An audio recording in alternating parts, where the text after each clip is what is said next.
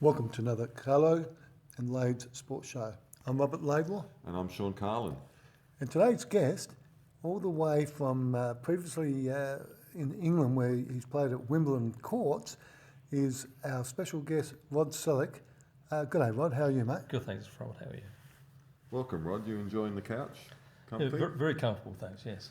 Just keep your arm away from me. No, you enjoy that. Now, tennis, Wimbledon's on. Tennis, people love to watch Wimbledon. Australia have a real, an affinity with Wimbledon. We've had great success over there for the years. Now, I'm looking at you across the couch right now, and I don't imagine that you're playing Wimbledon in the major competition. So No. tell us about when you did play at Wimbledon, and tell us a little bit about your tennis history. Wimbledon was always my my goal to play at Wimbledon when I was playing junior tennis. I won several age state championships in my junior days, and it was my ambition to get to Wimbledon to play as a junior, if not then, but certainly in my early 20s. That was my major ambition. But what put a stop to that was getting a scholarship to Adelaide University to get my degree in science. So in those days, a few years ago, if you got your education was paramount to sport. So my father said, look, you can always go back to sport, but you can't go back to tennis. Sorry, you can always go back to sport, but you can't go back to your education. Nowadays, it's the opposite. You can take a gap year or defer your university education, pursue sporting career. So that put a stop to me playing at Wimbledon, obviously. So As a junior? As a junior.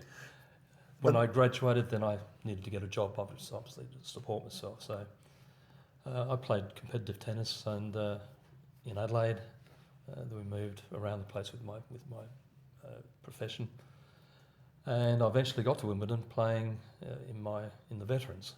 Now, veterans, people say veterans or seniors, they don't automatically think, oh, you're in the 60s or 70s. Veterans start from 35, 40 every 5 years, so over 35s, over 40, over 45, etc. So I went to England back in 2003, and I taught there for 8 years, and I played in several tournaments, and I got into the UK or the British Veterans Championships, and that's where I played at Wimbledon. It's actually played on the Orangi Park, which are the practice courts right next to Wimbledon. It's in the same complex, but the courts are just as pristine as the Wimbledon courts, the same grass. It's just like playing on a bowling green, really. But I made the quarterfinals in 2 years in a row and lost to the eventual winner both times. So what was the feeling like the first time you actually touched Wimbledon grass, and how did the surface play? Well, it's as Sean was saying, it's like the Holy Grail. The bounce on grass, you can get inconsistent bounces due to the grass being worn in certain areas more than others, but at Wimbledon the grass is just perfect all the way through. Always on grass you're going to get a unusual bounce, the ball will go low, it always keeps low anyway, but you do get unusual bounces from time to time, but it's just like playing on hard court but on a softer surface. Did you get the opportunity to play there since, or is that the one once and only time? No, 2008, 2009 was when I played there, 2 years in a row, and I came back to Australia in 2011. I have been there several times when I was teaching over there. I took the kids from the school, that's part of they had to play tennis for the school, and that's part of my co-curricular commitment to the school to take them, unfortunately. So you took them to take them to Wimbledon. You Yes. took them to Wimbledon events. Extracurricular. Yeah, it was a good co-curricular to have. What was that experience like? Well, you had to get there. The gates opened at 10:30, and you really had to get there about 7 o'clock in the morning and queue up. The queue must have been 3-4 miles long, and everyone was in a field essentially on the other side of Wimbledon, one on the other side of the road, and you just sat there until the gates opened, and then you're crawling all the way to the entrance. So by the time we got in there, it's probably about 11:30. Strawberries and cream? Strawberries and cream. I have my strawberries and cream and champagne, of course. That's when I took my daughters back, not with the kids, So obviously. I hope you weren't doing that with the kids. No, not during the day. I brought my daughters back at one of the nights and we had strawberries and champagne. So who have you seen play at Wimbledon? I've seen most of the players. So obviously Murray, Federer, Nadal. I'm virtually court I was watching Nadal on. You could virtually touch him. I've seen Leighton Hewitt. Gee, that would have been a thrill. Yeah. You've been facetious, anyway. No. An Aussie to see. Yeah. You know. I Another was South Australian. another Yeah. South Australian, and his coach was Peter Smith, who's now at the next generation. Very, very successful coach. I played Peter. I've known Peter for years. I used to play him in a lot of the junior tournaments. So I've known him for quite a long time, and yeah, I used to beat him there. I saw him last year, was it? Yeah, last year, because I look after the drive team for the Trinity College. And I went to see Peter, and he said, God, I can still remember you. You beat me 9-2 in the final of the under-19s. I said, my God. You know, the funny thing is, we're talking about Leighton. I've got utmost respect for what he's Yeah. done, especially because he's an Australian. And in fact, my favourite Wimbledon memory would be when Pat Cash won. So Aussie, mate. That's right, yes. The one thing about Leighton Hewitt, he never stopped trying, and which is a little bit different to some of the current Australian players. I think so. I think people underrated Leighton Hewitt. I think he was a brash young player at the time, and I think that people some people felt that that was inappropriate. But I think over his career we've seen a real champion because he just fought the whole time. He always gave 100%. I mean, those 5-setter games that he would just keep coming. I mean, I don't think any player would ever write him off. And when he did win Wimbledon, I thought he was a great athlete and a great person from South Australia to represent us as a state. Oh, no, really good ambassador for the game and a good role model, I think so. And while we're talking about greatest memories at Wimbledon, what's the greatest Wimbledon men's final you've ever seen? I think it's definitely in my mind, Federer versus Nadal. I think it's the 2009 or 2010 Wimbledon Grand The 5-setter. 5-setter. I don't know how many hours it went for.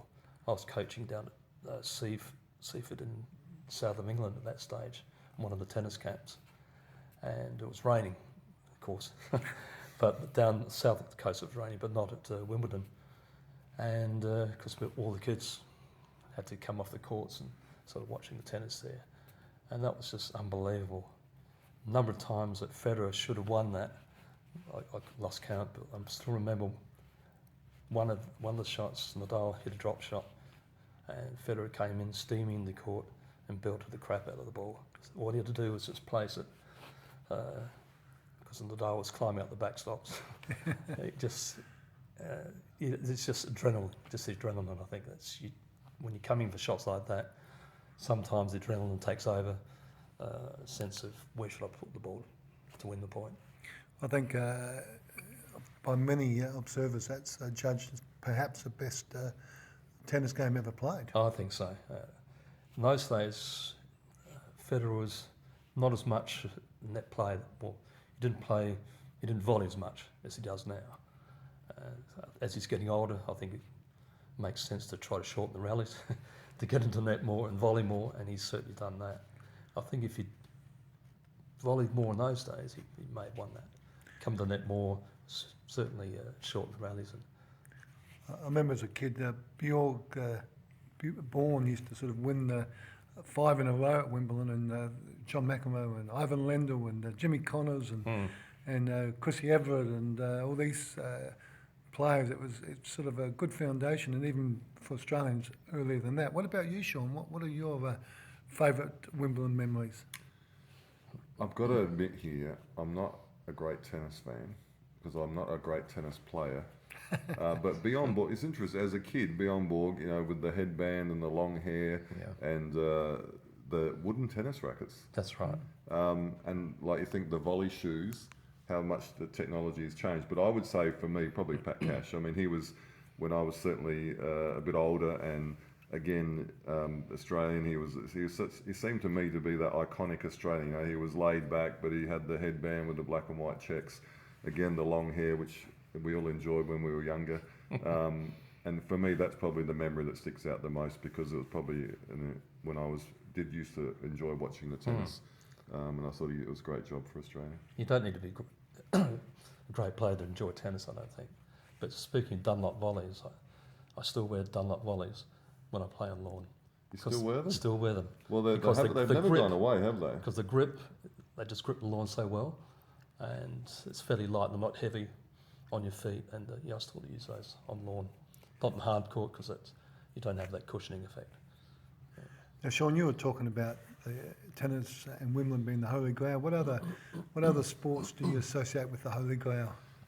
I want to tell you a quick story about MCG, and this never eventuated, but when the Commonwealth Games were here in Melbourne at the MCG, they decided to actually have some competitions at the MCG, and they were actually going to they had hammer throwing. They had the national championships or the selection trials at the MCG.